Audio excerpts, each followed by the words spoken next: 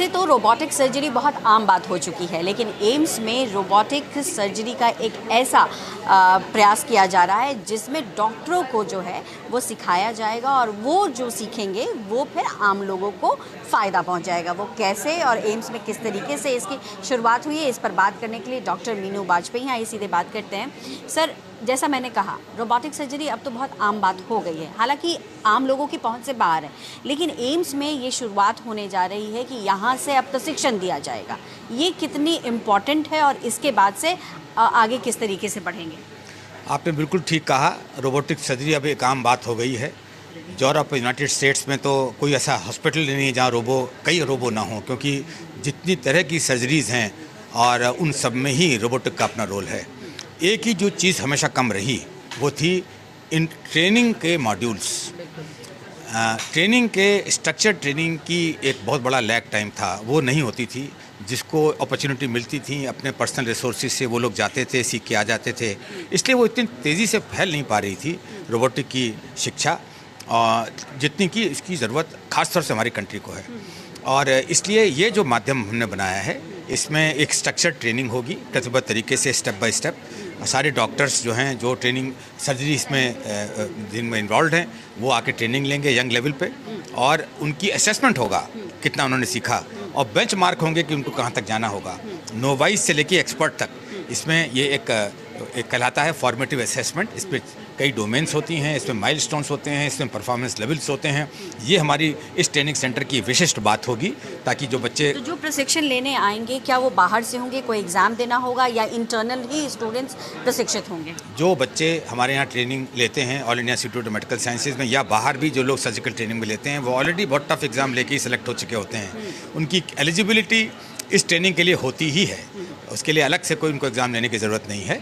हाँ, चूँकि robotic training एक विशिष्ट सब्जेक्ट है, ट्रेनिंग का माध्यम है सर्जरी करने का, तो उसके लिए जो ट्रेनिंग दी जाएगी वो उनको लिखित पढ़ाई वाली चीज़ भी बताई जाएगी, उनको ऑडियो विजुअल ट्रेनिंग भी दी जाएगी, फिर हैंड्स ऑन ट्रेनिंग दी जाएगी। क्या एमबीबीएस के स्टूडेंट्स होंगे या फिर पीजी के स्टूडेंट्स होंगे, या जो सर्जरी विभाग में कार्यरत हैं वो ट्रेन किए जाएंगे?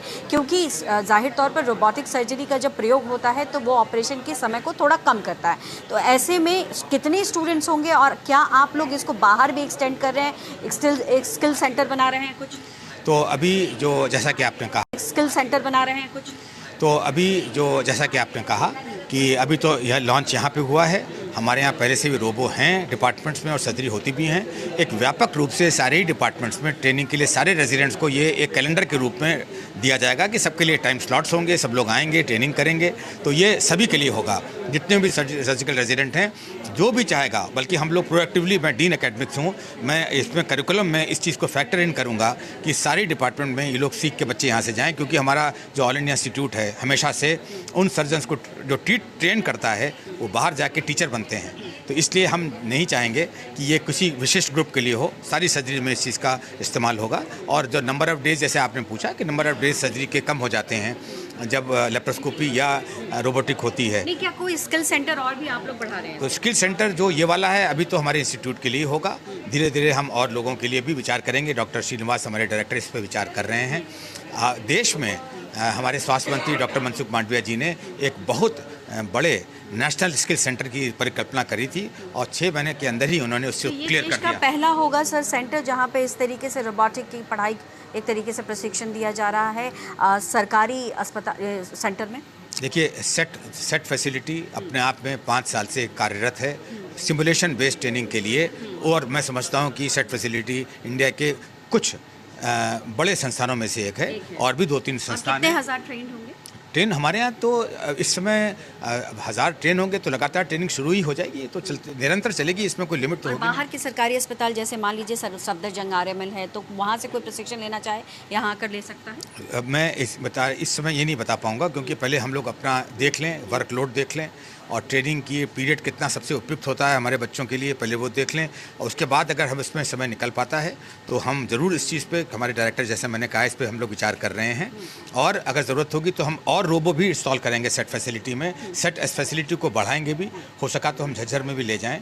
तो यस, हम पॉजिटिव हैं इस दिशा में। अगर ज़रूरत पड़ेगी राष्ट्रीय लेवल पे तो हम लोग इसको ज़रूर करेंगे। बहुत शुक्रिया न्यूज़ 24 से बात करने के लिए।